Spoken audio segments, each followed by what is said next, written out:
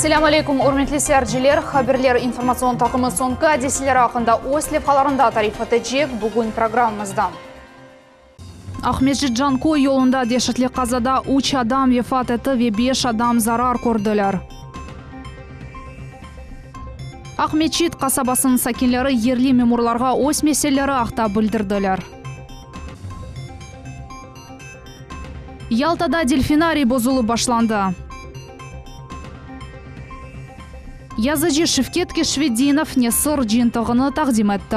Bu ve diğer leyhalarını bizim yayınımızda seyretiniz. Ahmetjit Jankoy yolunda dehşetli kaza. 3 adam vefat etti ve 5 adam zarar gördüler. Kaza bir yengil maşina ve da bir yük ve yolcularını taşıgan maşina iştirakıyla Boranchi Qitay koyu yanında sabah erte yüz berdi. Suriyatını artırgan Kia arabanın aydavcısı taygalak yolda maşinanı idare etip olamadı ve karıştan kelgen mikroavtobusqa urildi. Neticede Kia maşinası iki parçaga dağıldı ve yol kenarına atırıldı. Kaza olgan yerde 30 insan ve 10 nusxa texnika çalıştı. Ahmetjit kasabasının sakinleri yerli memurlarga öz meseleleri haqda bildirdiler. İş takımı Kırım tatarlar toplu yaşagan yerlerge kelip çıktı. O Devlet Duma mebusu Ruslan Balbek'nin teşebbüsü ile yaratılgan edi. Bizim muhbirimiz Enver Ablaziz sakinlerinin konuştu. Paralar neye masraf etile? Bu sual bir devire ve bir halka ait. Daha 2014 senesi Ahmetjit kasabasının merkezinde bala bahçesi kurulup başlayan edi. Federal maksadlı programı boyunca kurucu şirket tapıldı, teritoriya kuralandı ve işler başlandı. Наши дети дома сидят, когда не могли вот здесь в садик ходить. Куда деньги уходят? Проходит буквально полгода, замораживается стройка. В 2017 году опять начинают строить этот детский садик. И так бурно начали, огородили, видеокамеры поставили, охрана и все прочее. Заливать начали бетон. И что? В конце года она опять прекратила, остановилась стройка. İş bala bahçesinden başlandı. Meseleler de çok toplandı. Onlar hakkında Ahmetjit sakinleri iş takımı ile görüşüvde bildirdiler. Endi hakimiyet vekilleri şehir hizmetlerinin ve milletlerara komitetinin xadimleri Kırımlılar toplu yaşagan rayonlarga keleler. Kasabalarını şahsen bakıp çıkalar ve sakinlerinin subet geçireler. Первое выездное совещание в рамках работы рабочей группы по оказанию содействия гражданам, проживающим в местах компактного проживания. На сегодняшний день мы с выездом на место выезжали на объекты, посмотрели те проблемные вопросы, которые на сегодняшний день присутствуют, имеют место в этом месте компактного проживания, в районах мечети, и пригласили представителей этого поселения для того, чтобы обсудить с ними наболевшие вопросы.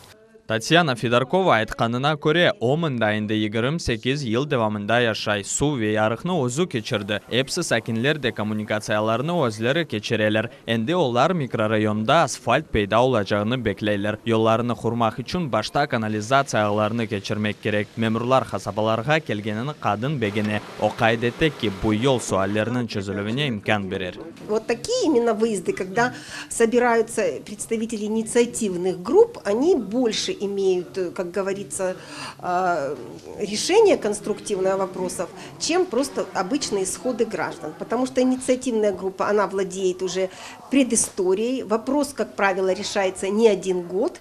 И инициативная группа уже представляет не только сам вопрос, но уже какие-то шаги по его решению.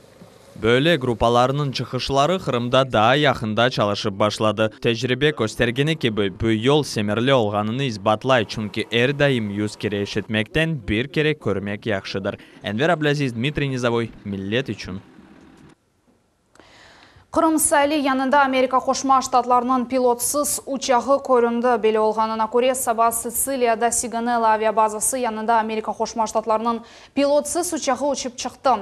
Bir kaç saat devamında o Akyar, Kırım'ın Cünubi Yalası ve Krasnodar civarı yanında katnadı.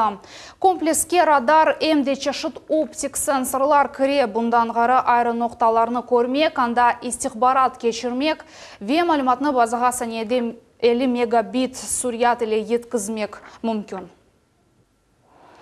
Qırım jurnalistleri Yaramadanın esas cuma cemisi kuruculuğunu 360 gradus formatında videoga çıkardılar. Bu videonu Kırım Inform malumat portalının kanalında görmek mümkün. Ahmejit'te cuma cemi kuruculuğu 2 smenada alıp barıla. Meydan buyuk projektorlar ile yarıklana. Kar yağını sebebinden hem de projektorlarının yarığı ile kadrlar pek dülber çıktı. Kırımda Zincirli Medrese İslam Dini Üniversiteti çalışı başlayacak. Bu haqda Kırım musulmanlarının muftisi Emirali Ablayev bildirdi. Mufti hem dikkat etti ki Rusya hükümeti buyuk devlet Ali okuf yurtları vasıtası ile İslam tahsili inkişafına kol tuta. Bu haqda Rusya prezidenti Kazanda Rusya musulmanları merkezi din teşkilatlarının muftileri ve Bulgar İslam Akademiyasının rehberleri ile görüşken vakitte bildirdi. Akademiyamızın olmasına çok memnun ve yardımcı olmasına ve yardımcı olganı ve devam edilecekine yardımına bunları da anlattı. Onun için tradisyonel İslam dedi ki biz bütün din adamlarına, müftülere, her bir respublikaların, her bir Rusya'daki olan müftülerin sizin boynunuza çok büyük bir mesuliyet vardır. Biz sizlere güveniyik çünkü İslamiyet'i biz ne kadar da çok öğretirsek o kadar da bizim Rusya'da ve ana toprağımızda, memleketimizde birlik, beraberlik ve barış daha güzeldir. Daha güzel hayatımız ve her şeyimize daha çok olacaktır. Onun için de sizlere çok büyük ümitimiz var. Sizler bunu bakmak ve okutmak gereksiniz. Ama devlet tarafından da destek akademiyasının açılması ve hocaları gelecek alimlerimizi yetiştirmek için mutlaka yolların hepsi açıktır. Zincirli Medrese Şarkı Avrupa'da birinci dini okuf yurtudur. Onun çok yıllık tarihi var. Medresenin mezunları musulman memleketlerde en yaxşı hocalar oldular. Şu sebepten medresede tahsili canlandırmak bu büyük bir kıymettir. Mitridat basamaklarında örtülüf plitkanın demontajı devam etti. Merdiven divarlarının örtüsü tarih jeten kıymetli değil. Plitkanı keçken asırının 8. seneleri toşigen ediler ve kazaga karşı tedbirden son onu yerine kaytarmayacaklar. Ama birkaç yerde plitka yok. Anda tarihi taş saklı kaldı. Plitka tübünde çeşit damartalar tapıldı. Taş bloklardan kırmızı kirpiç gece. Bunun bir sırada taşlar arasında ösken ve merdivenin bozuluğuna yol bergen terekler pıçıla. Yaltada yangın kahvehaneni yok etti. Yaltalı ijtimai ağlarının kullanıcıları endi öz videoları ile faal surette paylaşalar. Kırım boyunca federal yangınға karşı hizmetinin xadimleri Yaltada kahvehane binasında yangını söndürdüler. Bu haqda Cumhuriyet boyunca Fevkulade Vaziyet Nazırlığının baş idaresinde haber ettiler. Kurtarıcılar kelgen vaqt ateş endi binanın ekseri kısmını kavrap algan edi. Alev tutaşı başlaganda adamlar özleri binadan çapıp çıktılar. Bir kimse zarar görmedi. Yangın söndürüldü. Onun meydanlığı 300 kvadrat metrini teşkil etti. Şimdi rekonstruksiyalar bozula. Bunun maksadı tekrar tutaşıf olmamazlığı için. Ekspertler kazanın sebeplerini belgilemege tırışalar. Yaltada delfinari bozulu başlandı. Onun meydanlığı tahminin 2000 kvadrat metrini teşkil etti. Bu hiçbir kaç ay devam edecek. Geçken sene delfinarinin sahibine bu yerini özü bozması için haber kağıtı berilgen edi ama bu talaplar becerilgeni yok. Bu sebepten memuriyet mecburi alda onu yıkmağa başlaydı. Memuriyette kayıt etkenlerine göre delfinari kurulğunda çok bozuklar var. Hatırlatamız, kurort şerde öz başımça kurulgan obyektler bozuluğu devam etmekte. Bu maksat 2017 senesi 200'ge yakın karar kabul edildi. На сегодняшний день на первом этапе только ручной труд, а на неделю через две мы уже начнем приглашать специализированную технику для того, чтобы это все правильно демонтировать. Это будут краны, это будут экскаваторы, это будет много длинномеров, которые будут это все вывозить отсюда. Эксплуатация такого помещения представляет очень большую опасность не только для того, чтобы там содержать дельфинов, но то самое основное это то, что эта опасность предоставляется для того, чтобы опасно сидеть людям, которые находятся здесь на представлении. Ахмежите ерлешкен привоз базарында белгісіз себеплерден екі тижари чадыр янды. Олар қапалы әділер. Базар хадивлері пешда зедде дарқалмасын деп, өз күшлерінен оны йоқ етмеге тұрыштылар. Февхуледе вазиет назырлығының матбуат қызметінде янгын тез сөндірілгені ақтақайт еттілер. Қазанын себеплері белгілене. Рисам Языджи Шевкет Кишвединов несыр жентығыны тақдим етті. Серлевасыны очень избранное сочинение деп қойды. Курюшев Исмаил Гаспринский адына Қырым татар китапханесінде кечті. Муалев тақдим еткен эсерлеріні, икеялеріні вез обещания яны воде адлы поясны буюк диққатнен сечті. Жентықта роман да бар, оның серлевасы любовь, ненависть, деньги, яны севгі нефрет пара. Языджи эсерлерінде бекленілмеген сюжетлеріні аксеті әрбір оқуйжы үшін онайтлы феза яратты.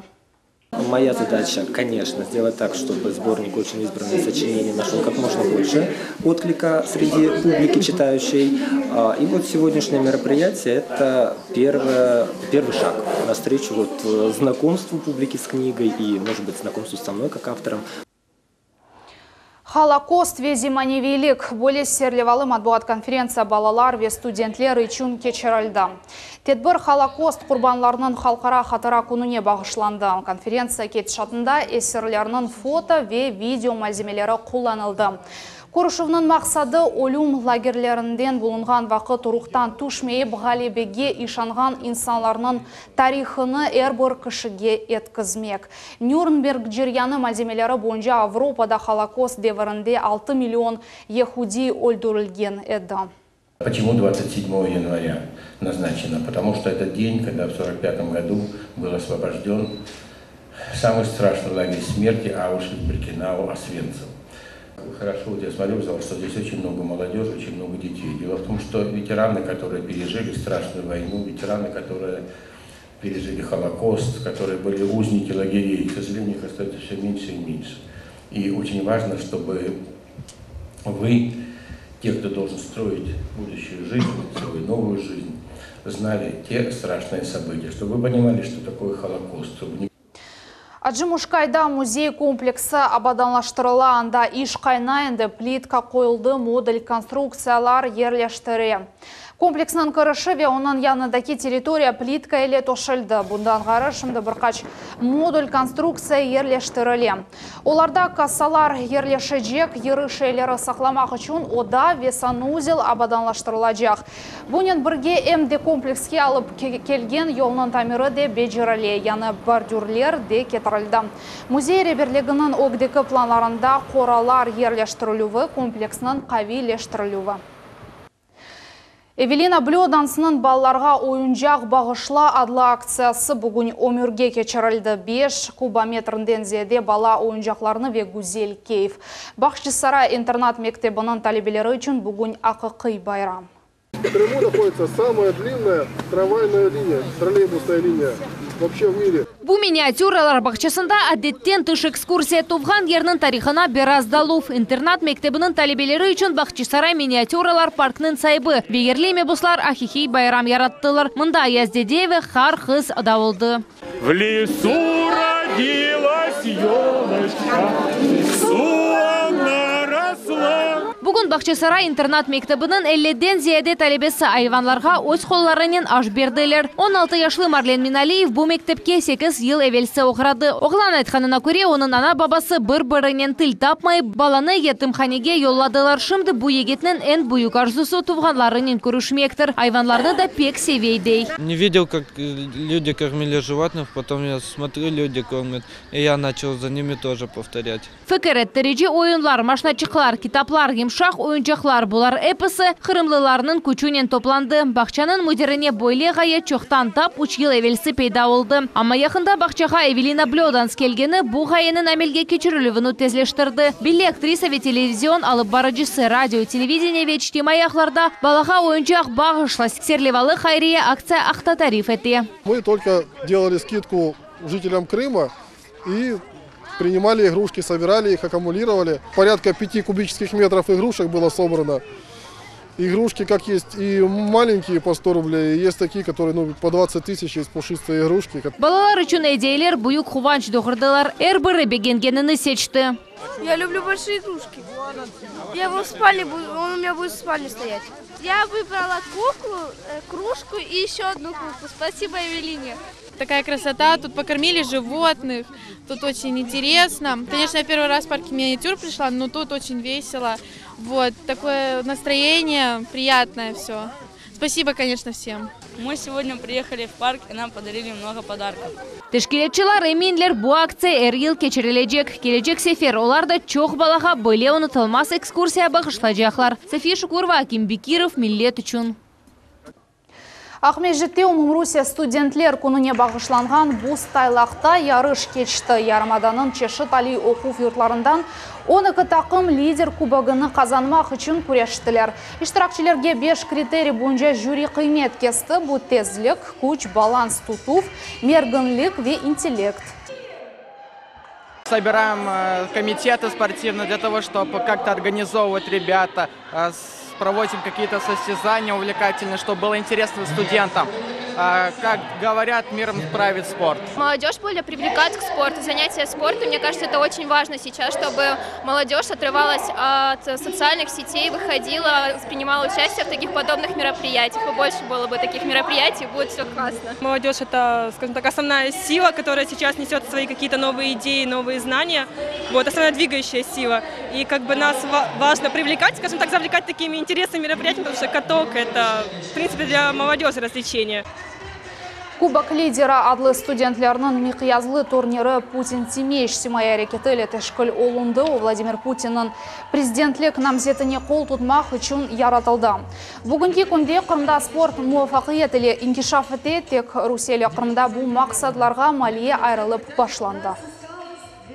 Сравнивают Россию и Украину, это как небо и земля. Поэтому я и там был, и в той ситуации, в этой ситуации гораздо лучше относится к спортсменам, это Россия. Қырымда галалет, яни тайлақ адла жиле бақ чалышы башлады. Энді соқақларда тайлақ себебінден педе, яда машинанен кечмеге ағыр олған вақыт мутихасларға хабер етмек мүмкін. Егер сізін азбарыңыз яда соғағыңыз бос или ортүлген олса, ве бір кімсе оны темізлемеге ашықмаса, шағы телефон номерларына мұраджат етмек мүмкін. Ажиле бақ автода 5 күн саба саат 9-дан ақшам саат 6-ға чалыша. Шымдылек бұл эпосы малюмат, кележек хаберлер информацион программасына Асан Абибулаев или Қачырманыз, ақшамлар рад кечсін.